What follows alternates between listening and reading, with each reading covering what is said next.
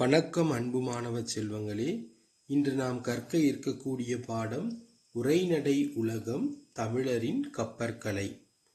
கப்பல் கட்டும் கலையில் தமிழர்கள் எவ்வாறு சிறந்திருந்தனர் என்பதை பற்றி அறிய இருக்கின்றோம்.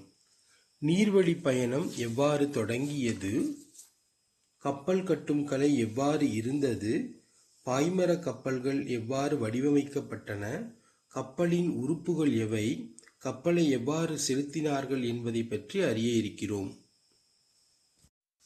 மழை காலம் என்றதுமே நம் அனைவரின் கண்முன் நிற்பது காகித கப்பல்தான். காகித கப்பல் விடாத மனிதனே இருக்க முடியாது. குழந்தை பருவம் முதலேயே கப்பல் என்பது நம் மனதில் ஆழமாக பதிந்துள்ளது.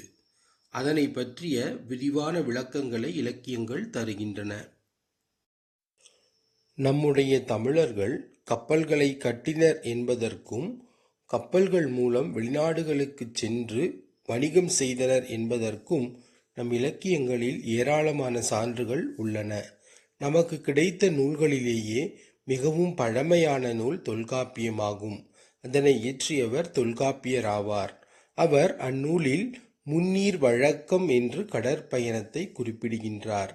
எனவே தொல்காப்பியர் காலத்திற்கு முன்பே தமிழர்கள் கடல் பயணம் செய்துள்ளனர் என்பதை நாம் அறிந்து கொள்ளலாம். உலக பொதுமறையாம் திருக்குறளில் வள்ளுவர் பெருந்தகை கடலோடா கால்வல் நெடுந்தேர் கடலோடும் நாவாயும் ஓடா நிலத்து என்கிறார். இக்குறட்பாவின் பொருள் கப்பல் நிலத்தில் ஓடாது, தேர் கடலில் ஓடாது என்பதாகும். அதாவது அன்றையே நம்முடைய தமிழர்கள் பெரிய கப்பல்களை செய்துள்ளனர் என்பதற்கு இவ்வரிகள் சான்றாக கூறலாம். பூம்புகார் நகரில் கப்பல் மூலம் வணிகம் நடைபெற்றதை பட்டினப்பாலை, அகநானூறு, பதிற்று10, சேந்தன் திவாகாரம் ஆகிய இலக்கியங்கள் அழகாக எடுத்துரைக்கின்றன. பழங்கால தமிழன் நீர்நிலைகளில் மரத்துண்டுகள் மிதப்பதையும், அந்த மரத்துண்டுகள் மீது பறவைகளும் தவளைகளும் செல்வதையும் கண்டான். பிறகு தாமும் அவ்வாறு பயன்படுத்தி நீர்நிலையை கடக்க வேண்டும் என்ற எண்ணம் அவன் மனதில் தோன்றியது. எனவே ஆரம்ப காலத்தில் பழங்கால மனிதன் பறவைகளைப் போல நீரில் மிதக்கக்கூடிய மரக்கட்டையின் மீது அமர்ந்து தன்னுடைய நீர்வழி பயணத்தை தொடங்கினான். மீன்கள் தம் உடலின் இரு பக்கங்களிலும் உள்ள துடுப்பு போன்ற பகுதிகளை பயன்படுத்தி தண்ணீரை பின்னுக்கு தள்ளி நீந்துவதை பழந்தமிழன் கண்டான். தானும் மரத்துண்டுகளை துடுப்புகளாக பயன்படுத்த தொடங்கினான். பிறகு மரங்கள் பலவற்றை இணைத்து கட்டி அவற்றின் மீது ஏறி பயணம் செய்தான். அவையே இன்று வரை வழக்கத்தில் உள்ள கட்டுமரங்கள் ஆகும். அதன் பின்னர் எடை குறைந்த பெரிய மரப்பகுதிகளின் உட்பகுதியை குடைந்து எடுத்துவிட்டு தோணியாக பயன்படுத்தினான். உட்பகுதி தோண்டப்பட்டவை என்பதால் அவை தோணிகள் எனப்பட்டன. தமிழர்கள் சிறிய நீர்நிலைகளை கடப்பதற்காக தோணி, ஓடம், படகு, புனை, மிதவை, தெப்பம் ஆகியவற்றை பயன்படுத்தினான். கடற்பயணம் மேற்கொள்வதற்காக பெரிய கப்பல்களான கலம், வங்கம், நாவாய் போன்றவற்றை தமிழன் பயன்படுத்தினான். கப்பல் கட்டும் கலைஞர்கள் கம்மியர் என்று அழைக்கப்பட்டனர். இதனை மணிமேகலை அழகாக எடுத்துரைக்கிறது. கப்பல் கட்டுவதற்கு உரிய மரங்களை தேர்ந்தெடுப்பதில் தமிழர்கள் மிகுந்த கவனம் செலுத்தினர். கப்பல்கள் தண்ணீரிலேயே மிதப்பவை என்பதால் தண்ணீரால் பாதிப்பு அடையாத மரங்களையே கப்பல் கட்ட பயன்படுத்தினர். நீர்மட்ட வைப்பிற்கு வேம்பு, இலுப்பை, புன்னை, நாவல் போன்ற மரங்களை பயன்படுத்தினர். பக்கங்களுக்கு தேக்கு, வெண்தேக்கு போன்ற மரங்களை பயன்படுத்தினர். மரத்தின் வெட்டப்பட்ட பகுதியை வெட்டுவாய் என்பர். அதன் நிறத்தை கொண்டு மரத்தின் தன்மையை அறிவர். கண்ணடை என்பது இழைத்த மரத்தில் காணப்படும் உருவங்கள் ஆகும். மேலும் சுழியுள்ள மரங்களை பயன்படுத்தாமல் தவிர்த்தனர். நீளம், அகலம், உயரம் ஆகியவற்றை சரியான முறையில் கணக்கிட்டு கப்பல்களை உருவாக்கினர். இவற்றை தச்சு முழம் என்னும் நீட்டல் அளவையால் கணக்கிட்டனர்.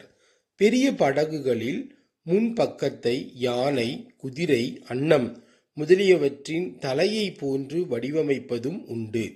கரிமுக அம்பி, பரிமுக அம்பி என்றெல்லாம் இவை அழைக்கப்பட்டன. மரங்களையும் பலகைகளையும் ஒன்றோடு ஒன்று இணைக்கும்போது அவற்றுக்கு இடையே தேங்காய்நார், பஞ்சு ஆகியவற்றில் ஒன்றை வைத்து நன்றாக இறுக்கி ஆணிகளை அறைந்தனர். சுண்ணாம்பையும் சணலையும் கலந்து அரைத்து அதில் எண்ணெய் கலந்து கப்பலின் அடிப்பகுதியில் பூசினர். இதனால் கப்பல்கள் பழுதடையாமல் நெடுங்காலம் உழைத்தன. இம்முறையை இத்தாலி நாட்டைச் சார்ந்த மார்கோபோலா என்னும் கடல் பயணி வியந்து பாராட்டியுள்ளார். இரும்பு ஆணிகள் துருப்பிடித்துவிடும் என்பதால் மரத்திலான ஆணிகளையே பயன்படுத்தினர். இந்த ஆணிகளை தொகுதி என்பர். காற்றின் உதவியால் செலுத்தப்படும் கப்பல்கள் பாய்மரக் கப்பல்கள் எனப்பட்டன. பெரிய பாய்மரம், திருக்கைத்தி பாய்மரம், கான பாய்மரம், கோசு பாய்மரம் போன்ற பலவகையான பாய்மரங்களை தமிழர் பயன்படுத்தினர். பாய்மரங்களை கட்டும் கயிறுகளும் பல வகையாக இருந்தன. ஆஞ்சான் கயிறு, தாம்பாங்கயிறு, வேடாங்கயிறு, பளிங்கை கயிறு, மூட்டங்கயிறு, இளங்கயிறு, கோடிப்பாய் கயிறு என்பவை அவற்றுள் சிலவாகும்.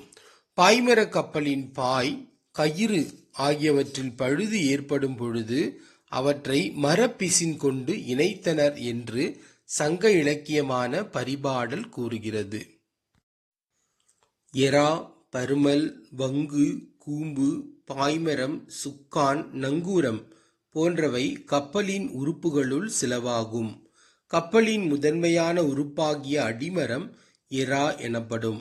குறுக்கு மரத்தை பருமல் என்பர். கப்பலை செலுத்துவதற்கும் உரிய திசையில் திருப்புவதற்கும் பயன்படுத்தப்படும் முதன்மையான கருவி சுக்கானாகும். கப்பலை நிலையாக ஓரிடத்தில் நிறுத்தி வைக்க உதவும் உறுப்பு நங்கூரமாகும். சமுக்கு என்னும் ஒரு கருவியையும் கப்பல்களில் பயன்படுத்தினர் என்று கப்பல் சாத்திரம் என்னும் நூல் குறிப்பிடுகிறது. இது காந்த ஊசி பொருத்தப்பட்ட திசை காட்டும் கருவியாக இருக்கலாம் என ஆய்வாளர்கள் கருதுகின்றனர். கப்பல் ஓட்டுபவரை மாலுமி என்றும், மீகாமன் என்றும், நீகான் என்றும், கப்பல் ஓட்டி என்றும் அழைத்தனர். காற்றின் திசையை அறிந்து கப்பல்களை செலுத்தும் முறையை தமிழர்கள் நன்கு அறிந்திருந்தனர். அதனை வெண்ணிக்குயத்தியார் தம் பாடலில் அழகாக குறிப்பிடுகிறார். கடலில் காற்று வீசும் திசை, கடல் நீரோட்டங்களின் திசை ஆகியவற்றை தமிழர்கள் தம் பட்டறிவால் நன்கு அறிந்து அவற்றிற்கேற்ப உரிய காலத்தில் சரியான திசையில் கப்பலை செலுத்தினர். திசை காட்டும் கருவியை பயன்படுத்தியும் வானில் தோன்றும் விண்மீன்களின் நிலையை வைத்தும் திசையை அறிந்து கப்பலை ஓட்டினர். கப்பல் ஓட்டும் மாலுமிகள் சிறந்த வானியல் அறிவையும் பெற்றிருந்தனர். கோள்களின் நிலையை வைத்து புயல், மழை போன்றவை தோன்றும் காலங்களையும் கடல் நீர் பொங்கும் காலத்தையும் அறிந்து தகுந்த காலத்தில் கப்பல்களை செலுத்தினர். இதனை வெண்ணிக்குயத்தியாருடைய பாடல் நளியிரு முன்னீர் நாவாய் ஓட்டி வழித்தொழில் ஆண்ட உரவோன் மருக என்ற பாடலில் குறிப்பிடுகின்றார். கடலில் செல்லும் கப்பல்களுக்கு துறைமுகம் இருக்கும் இடத்தை காட்டுவதற்காக அமைக்கப்படுவது கலங்கரை விளக்கமாகும். உயரமான கோபுரத்தின் உச்சியில் ஒளி வீசும் விளக்கினை கொண்டதாக இஃது அமைக்கப்படும். கலம் என்றால் கப்பல், கரைதல் என்றால் அழைத்தல். கப்பலை அழைக்கும் விளக்கு என்னும் பொருளில் இது கலங்கரை விளக்கம் எனப்பட்டது. பெரிய கப்பல்கள் துறைமுகத்தின் கரை அருகில் வர இயலாது. எனவே கப்பலில் வரும் பொருள்களை தோணிகள் மூலம் கரைக்கு கொண்டு வந்தனர் என்னும் இந்த செய்தியை களம் தந்த பொற்பரிசம் கழித்தோணியால் கரை சேர்க்குந்து என்று புறநானூறு குறிப்பிடுகின்றது. முற்காலத்தில் மக்கள் பயணம் செய்வதற்கு மட்டுமின்றி போர் புரியவும் கப்பலை பெரிதும் பயன்படுத்தினர். ஆனால் இக்காலத்தில் பெரும்பாலும் பொருள்களை ஏற்றிச் செல்லவே கப்பல்கள் பயன்படுத்தப்பட்டன. அவற்றை சரக்கு கப்பல்கள் என்பர். போருக்கு பயன்படும் பெரிய கப்பல்களும் இன்று உள்ளன. இத்தகைய சீர்மிகு கப்பற்கலையில் நம் முன்னோர்கள் சிறந்து விளங்கினர் என்பது நமக்கு பெருமை அளிக்கக்கூடிய விஷயமாகும்.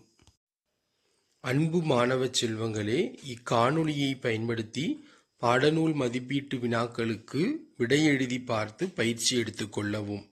நன்றி, வணக்கம். தமிழ் போல் வளர்க நாளும் எந்நாளும்.